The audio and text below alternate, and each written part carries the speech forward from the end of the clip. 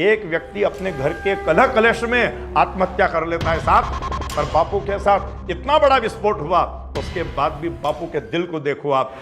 ऐसी एक विश्व में चेतना और जागृति बापू ने फैलाई है, शायद मेरे ख्याल से कोई ऐसा कर नहीं पाएगा।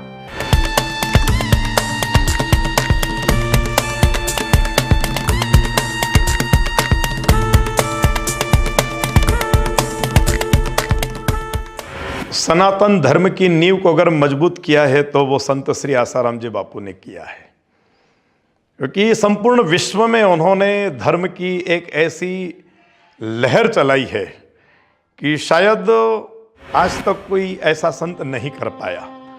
सभी संतों ने अपना प्रयास किया है, अपने अपने दायरे में किया है, बाकी संत आसाराम जी बापू ने एक विश्वव्यापक एक ऐसा आंदोलन चलाया, एक ऐसी धर्म की लहर चलाई जो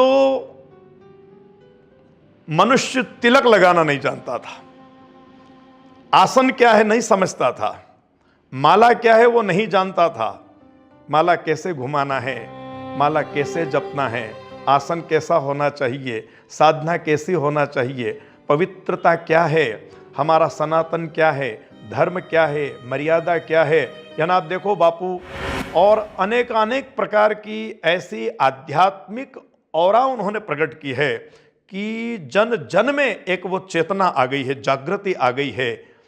बाकी ये मानना चाहिए कि तथाकथित कुछ लोगों को ये बात हजम नहीं हो सकी। जैसे कहावत है कि कुत्ते को देसी घी हजम नहीं होता है, ऐसे ही कुछ विधर्मी लोग हैं जिनको बापू की बात हजम नहीं हो सकी और वो सब विरोध में उतर आए। इसका मतलब तो यही है कि मीडिया भी बिक रहा है, कहीं देखा जाए तो प्रशासन भी बिक रहा है, कहीं देखा जाए तो कुछ लोग भी ऐसे बिकाऊ हैं।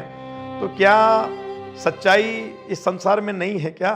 और कहीं से कहीं तक ऐसा कोई वातावरण बापू के सामने अथवा तो उनके आश्रम की औरा को यदि देखा जाए तो आज ऐसी औरा किसी संत के आश्रम में नहीं मिलती है जो औरा बापू के आश्रम में मिलती है।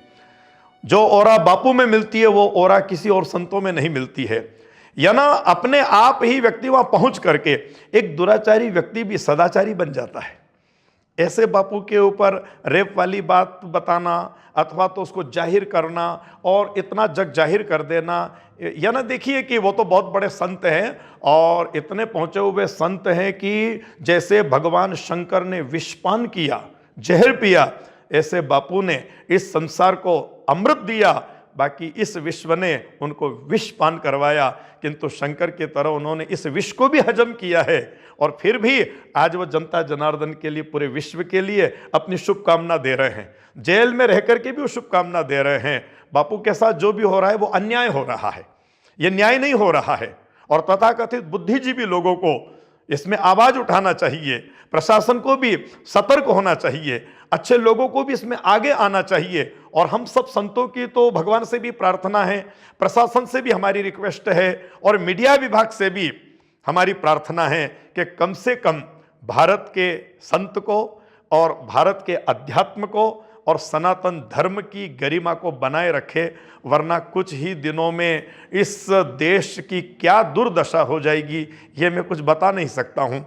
बस मेरा तो यही निवेदन है सभी लोगों से कि कभी किसी प्रकार से किसी भी संत के ऊपर इस प्रकार से कोई दोषारोपण नहीं करना चाहिए, किसी के ऊपर ऐसा दाग नहीं लगाना चाहिए, क्योंकि संत का जो जीवन होता है ना वो परमार्थ के लिए होता है, उनका अपने लिए नहीं होता है। तरुवर सरोवर संत जन चौथा बरसे मेह और परमार्थ में कारणे चारों धरिया देह। आज जितने भी वृक्ष खड़े हुए हैं इनकी छत्र छाया में लोग बैठते हैं पर उस वृक्ष को कोई फायदा नहीं है। नदी जो बह रही है वो किसके लिए बह रही है? औरों के लिए बह रही है, उसको अपने आप में क्या फायदा है? सरोवर भरा हुआ है वो औरों के लिए। ऐसे संतों का जो जीवन है वो भी औरों के लिए जीवन होता है। बापू का जो जीवन है ना वो राष्ट्र के लिए समर्पित है और राष्ट्रभक्ति से बापू परिपूर्ण है, देशभक्ति से बापू परिपूर्ण है। और बापू तो यूँ कहना चाहिए कि वो इस विश्व में सबके माता और पिता बने हुए हैं। माता जैसा तो उन्होंने सबको प्यार दिया है, पिता बनकर के वो पालन भी कर रहे हैं। अब पालन कैसे कर रहे हैं? कितने ही आदिवासी अंचलों में बापू ने इतना अन्नदान किया है, इतना वस्त्रदान किया है, इतना द्रव्यदान किया है, इतनी औषधियों का दान दिया है कि जिसका कोई वर्णन नहीं किया जा सकता है। बापू का कार्य तन से भी, मन से भी, धन से भी, तन मन धन से बापू समर्पित है इस राष्ट्र के लिए, इस विश्व के लिए। आज तक बापू के मुखारविंद से हम भी न्यूज सुनते हैं, हम भी टीवी देखते हैं, समाचार सुनते हैं, किंतु बापू के मुखारविंद से कभी भी न मीडिया के लिए, न प्रशासन के लिए, न तथाकथित जिन लोगों ने बापू को कलंकित किया उनके लिए भी बापू के मुखारविंद से कभी अपशब्द का प्रयोग नहीं हुआ है। बापू एक ही बात कहते हैं, भगवान इन सबको सद्बुद्धि दे, ईश्वर इन सबको सद्बुद्धि दे। कितनी महानता है, कितनी महानता है। या तो शायद बापू का ज्ञान, अथवा तो बापू की प्रॉपर्टी, अथवा तो बापू का नाम, बापू का प्रचार, ये लोगों को हजम नहीं हो रहा है। यानी मैं तो ये मानता हूं कि जो काम महात्मा गांधी ने किया उससे 4 गुना, 8 गुना, 10 गुना काम बापू ने कर दिया है। करना बाकी नहीं है, कर दिया है। ऐसी एक विश्व में चेतना और जागृति बापू ने फैलाई है, शायद मेरे ख्याल से कोई ऐसा कर नहीं पाएगा। बापू के ऊपर रेप वाली जो बात है वो बिल्कुल एकदम सर्वथा गलत है, ये कहीं से कहीं तक सत्य नहीं है।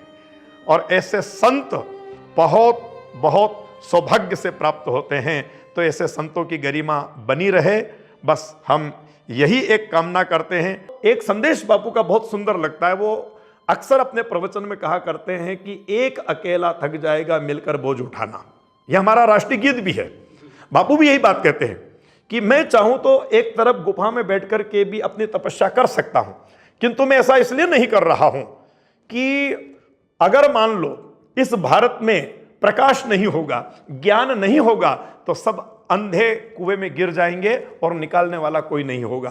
क्योंकि हमारे यहां ईसाई मिशनरियां बहुत तीव्र गति से अपना काम कर रही है, इस्लाम तीव्र गति से अपना काम कर रहा है, तो हमारे सनातन धर्म के संतों को भी तो तीव्र गति से काम करना पड़ेगा ना।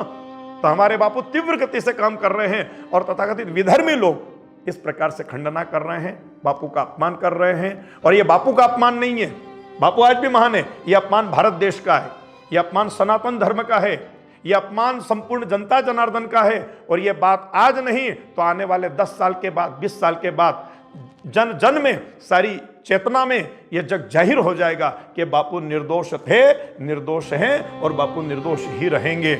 और बापू सशरीर रहेंगे तो भी संसार का कल्याण करेंगे, और वो संसार में न रहेंगे तो भी उनकी तपस्या, उनका आशीर्वाद इस संपूर्ण भारत के ऊपर रहेगा। तो आज इतनी बड़ी उम्र में बापू हैं, उनको इस प्रकार का त्रास देना, इस प्रकार से उनको कष्ट देना, ये बहुत बहुत बहुत बहुत बड़ा अपराध है और इसका फल सबको भोगना पड़ेगा। इसलिए हम तो आज भी प्रार्थना करते हैं कि निर्दोष बापू को किसी प्रकार से त्रास न दी जाए, उनको संपूर्ण सुविधा दी जाए। क्योंकि बापू यदि प्रसन्न रहेंगे तो ये सारा विश्व प्रसन्न रहेगा। क्योंकि एक बापू ऐसी आत्मा है कि जो अपनी आत्मा में सारी विश्व की आत्मा को समाये हुए हैं। और बापू जानते हैं कि यदि मैंने थोड़ा सा भी कुछ ऐसा संकल्प किया तो वो कष्ट विश्व को नहीं, वो मेरी आत्मा को होगा। क्योंकि बापू संपूर्ण विश्व की आत्मा को अपनी आत्मा मानते हैं। इसलिए तो आत्म साक्षात्कार, आत्म साक्षात्कार, आत्म साक्षात्कार की चर्चा किया करते हैं। आत्म साक्षात्कार का मतलब यही होता है कि जिसने संपूर्ण आत्माओं का दर्शन अपनी आत्मा में कर लिया उसे ही आत्म साक्षात्कार कहते हैं। व्यक्ति तो अपनी आत्मा को ही नहीं पहचान पाया, बापू ने संपूर्ण आत्मा को देखा है, इसलिए वो सबसे प्यार करते हैं। उन्होंने हिंदू को अपनाया, सिख को अपनाया, मुस्लिम को अपनाया, ईसाइयों को अपनाया। जो भी बापू की शरण में गया ना, बापू ने कभी किसी का तिरस्कार नहीं किया, कभी किसी को नहीं धुतकारा है। बापू ने सबको अपनाया। जैसे एक माता अपने सब बच्चों को स्वीकार कर लेती है, ऐसे बापू ने सब धर्म के लोगों को स्वीकार कर लिया है। बाकी लोग बापू को समझ नहीं पाए, और अब भी यदि समझ जाए तो बहुत अच्छा है। हम तो ये कहेंगे कि बापू की अब जो उम्र है वो वयोवृद्ध हैं, बहुत बुजुर्ग हो गए हैं। फिर भी संत अपने आप को कभी बुजुर्ग नहीं मानते हैं, थके हुए नहीं मानते हैं। हिम्मते मर्दा मर्द दे खुदा, ये बापू का वाक्य है। तो बापू आज उस पर कायम है। हम तो एक ही बात कहेंगे साहब कि यदि बापू में साधना नहीं होती, बापू में तप नहीं होता, बापू में यदि विश्वास नहीं होता, बापू को अगर अपने भारत के प्रति प्रेम नहीं होता और बापू की जगह और कोई होता ना साहब, वो अभी तक संसार में जीवित नहीं रहता। इतना अपमान सहने के बाद अगर बापू जिंदा है, इस बापू की महानता को जय जयकार है, इस बापू के महानता को नमन किया जाए, वंदन किया जाए, प्रणाम किया जाए। एक व्यक्ति अपने घर के कलह कलेश में आत्महत्या कर लेता है साहब, पर बापू के साथ इतना बड़ा विस्फोट हुआ, उसके बाद भी बापू के दिल को देखो आप, हैं, बापू की बहादुरी देखो आप, कि आज भी वो बिल्कुल मस्त हाथी की तरह झूमते हुए चलते हैं और शेर की तरह वो सिंह गर्जना करते हैं। ऐसे बापू के ऊपर लांछन लगाना ये तो बहुत ही निंदनीय कर्म है ना साहब। इसलिए बापू महान है, बापू की आत्मा महान है, बापू के साधक महान है, बापू के आश्रम महान है और बापू का अध्यात्म ज्ञान महान है। ऐसे बापू को हमारा शत शत वंदन है, अभिनंदन है। बारंबार बापू को साष्टांग दंडवत प्रणाम है हमारा। जय श्री कृष्ण, राधे राधे।